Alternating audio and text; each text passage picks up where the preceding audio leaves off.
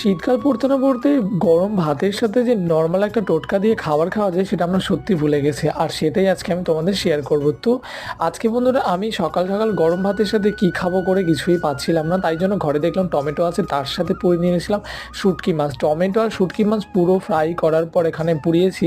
পোড়ানোর পর আমি সেকে ভালো করে মাখলাম, রসুন পেঁয়াজ নুন সব কিছু দিয়ে করে নিলাম। আর এটা দিয়ে গরম ভাত খেতে বেশ ভালো। আর তোমরা কারা কারা ট্রাই করেছো সেটা অবশ্যই জানিও। আর যারা এখন ট্রাই করোনি সেটা অবশ্যই ট্রাই করো, তোমাদের খুব ভালো লাগবে আশা করছি। আর যারা শুটকি মাছ খানো আছে নর্মাল টমেটো দিয়ে খেতে পারো। আর কী কী উপকরণ লাগবে সব তোমাদের দেখিয়ে দিলাম। তো অবশ্যই কমেন্ট সেকশনে কমেন্ট করো যে কারা কারা খেয়েছো। আমার সেদিন খেয়ে বেশ ভালো লেগেছিলো। আর শীতকালে গরম ভাতের সাথে এরম যদি এর সেদ্ধ হয় সেটা বলাই যায় না কতটা টেস্টি। যারা খেয়েছো তারা সবাই জানো তোমরা। আর আমার মতো আমি এটা বেশ খেতে ভালোবাসি। আর প্রথমত শুটকি মাছ কারা কারা খাও আর কারা কারা খাও না সেটা অবশ্যই কমেন্ট সেকশনে জানাতে ভুলবে না। আজকের রেসিপিটা কেমন